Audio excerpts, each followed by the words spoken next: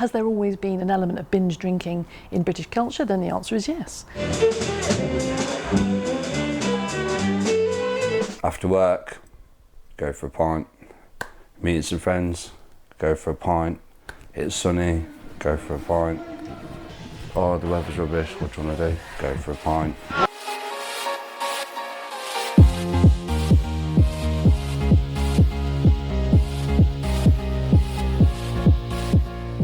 But I do believe that the change is coming, and that I think alcohol is eventually going to be treated like cigarettes. But they don't talk about the alcohol, and it's like, but if that was taken out of the equation, would you have broken your ankle? Would you have cost the NHS money, kind of thing? Mental health, physical health, drinking had just got to a point with me where it really started to not agree with me.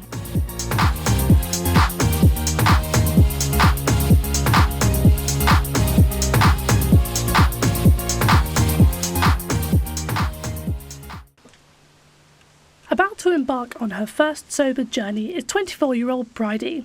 After one too many drinks on one too many Fridays, she hopes ditching the booze will restore her free time and also reduce her number of headaches. I think I'm just kind of cursed with bad hangovers. Maybe I'm also getting older. I feel like it's just been ruining my weekends. And weekends are so precious. Like, even until Sunday, I'm not hungover anymore, but I'm still pretty wiped out.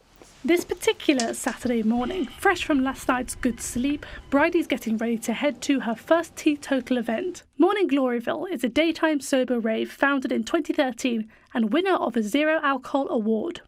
Bridie has mixed feelings about swapping midnight drunken antics for daytime drink-free dancing.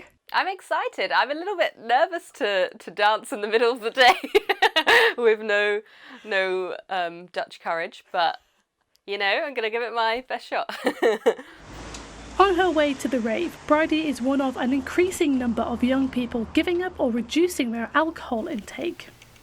To see why this is such a big deal, I came to speak to someone who knows a thing or two about Britain's relationship with alcohol. Drink is embedded in our politics, it's embedded in our law, it's embedded in our church, it's embedded in our universities, it's embedded in our armies.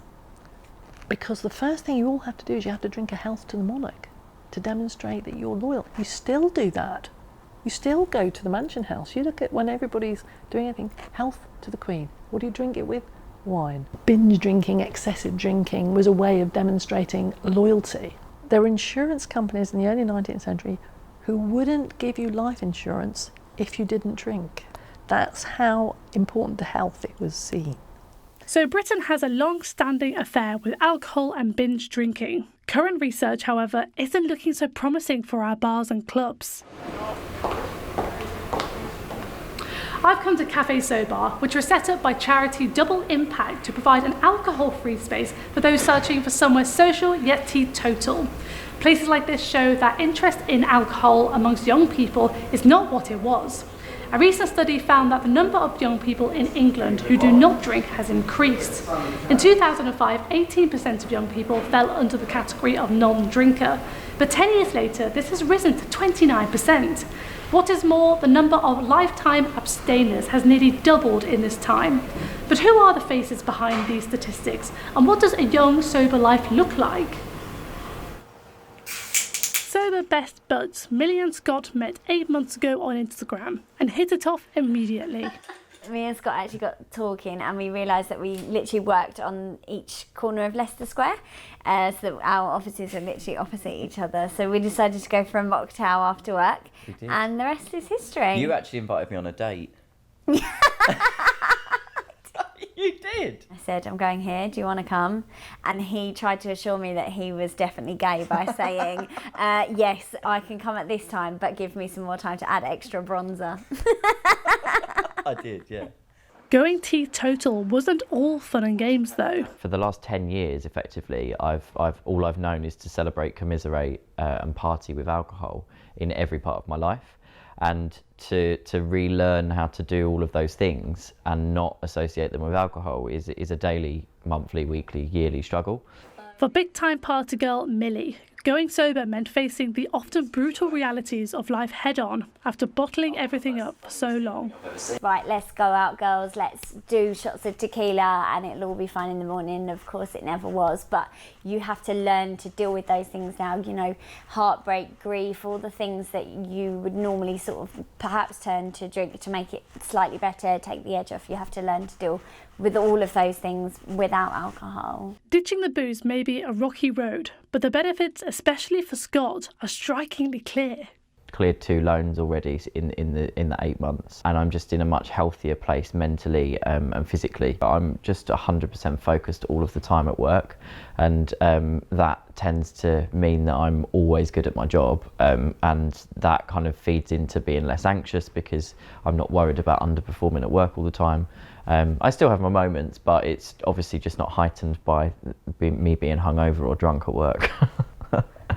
As well as regaining their health and happiness, they have both made friends through their shared experience, most of whom they met on Instagram. When I was trying to navigate being sober, the first thing I did was turn to Instagram because I noticed that there was a sober hashtag, and I was like, right, okay, I didn't know this existed. The first meetup that I ever went to, it was like I was only about 6 weeks sober. The thing that I'll always remember is that I just felt like could be me 100% because, yeah, I just got there and everyone got what I felt like, and they'd all been through it.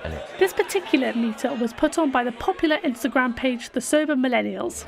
The face behind the account is Kate. She created the account 8 months ago after having been sober for 2 years and not met any other young sober person.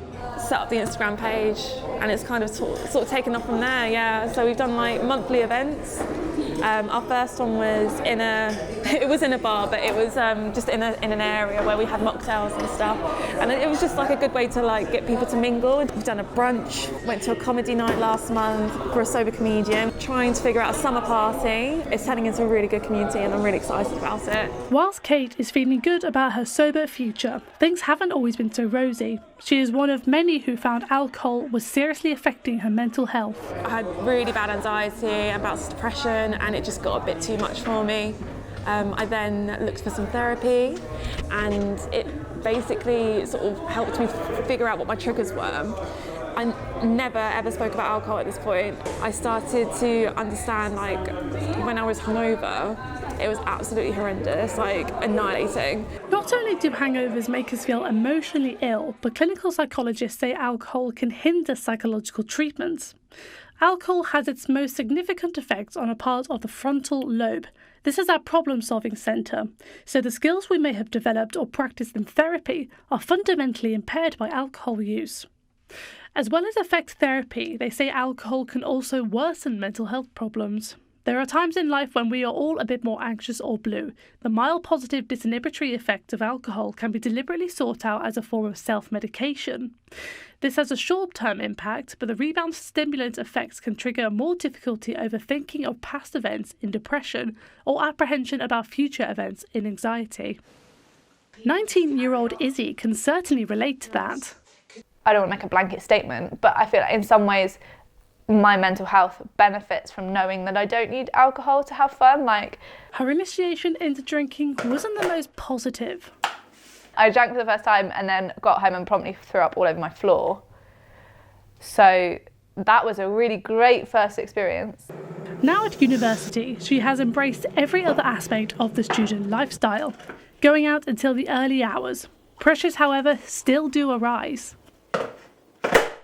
I've tried drinking, like having a glass of wine with a meal and stuff like that, and I think there's a lot of anxiety involved with it, like, am I going to feel ill, am I going to throw up, and I don't want to. Now at university, she has embraced every other aspect of the student lifestyle, going out until the early hours. Pressures, however, still do arise. I think I worry that people are going to be like, oh, she's really boring then, like she never goes out or whatever, but that's just not true. Having just finished freshers year, Izzy just falls into Generation Z. This age group, unlike their older millennial counterparts, aren't even getting into alcohol in the first place. Despite being a student in one of the biggest student cities in the UK, Izzy knows lots of people her age who don't abide by the social norms of binge drinking, even replacing booze with other substances. I know people that will prefer to like smoke weed over drink, or something like that. The swapping of alcohol for other substances isn't a surprise to everyone. The young always lead when it comes to fashion, and there are other intoxicants. I mean, I'm just sure there are other intoxicants out there. They operate differently, they're highly designed, they're very trendy, they're in your control. You decide to have a half or a bit or a this or a that and whatever it is. And I have friends that go out, I have friends that go out to clubs every single week, and I have friends that go out less, aren't the typical student and don't binge drink all the time. Like I have a friend that will quite often not drink on a specific night, like, oh, I just don't feel like drinking today, so I'm just gonna have lemonade. Not only is non-drinking on the up, but rates of drinking amongst young drinkers is dwindling. The amount of people reported to have not had a drink in the last week dropped from 35 to 50% in 10 years.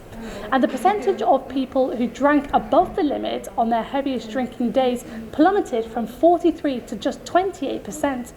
Numbers aside, it seems attitudes towards alcohol and those who choose not to drink are changing too.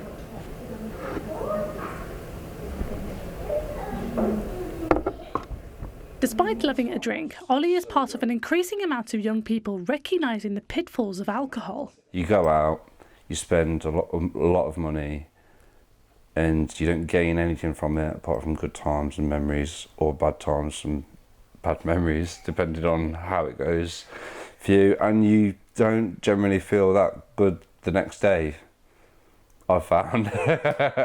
He is very aware of the challenges and pressures when it comes to drinking, especially for British men like himself. He was the only male drinker who agreed to take part in this film. And so there's been this idea that young men demonstrate their coolness by massively drinking, by having, next day it's all about how much did you drink, how totally out of it were you. Like, I've worked in construction for many years, and it's quite a male-dominated industry, so it is quite all lads, we're all drinking, everyone's drinking, it's something you have in common, so you're talking about it a lot, it's expected.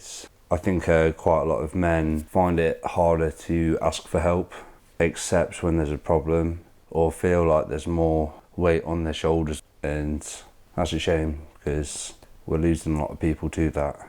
Whilst alcohol is still popular in young British circles, its dangers are becoming more discussed. Even those with absolutely no worries about their drinking can believe and even appreciate why some of their friends would ditch booze. And there are plenty of people who don't drink. I think it would be really, really stupid to pretend like drinking doesn't have its negative consequences. So I think everybody's got a little bit of a love-hate relationship.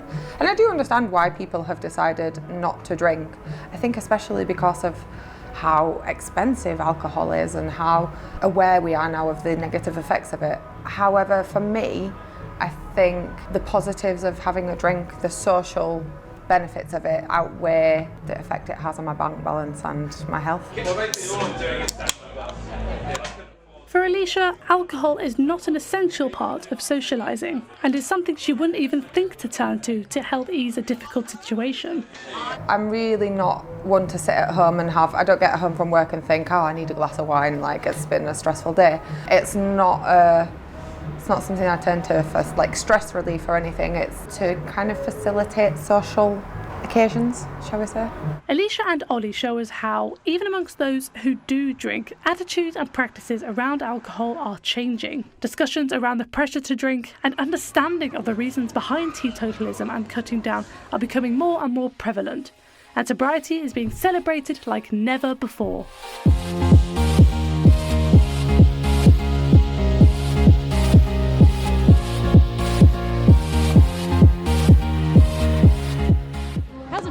It's been so much fun. I can't believe it. I was really nervous when we arrived because I was like, oh, I don't know how to go and dance. But as soon as I went, I got so into it. I had the best time. Didn't need alcohol at all. And it's the daytime, so I'm not going to be tired tomorrow. I've loved it. I'm definitely going to go to one of these again, 100%.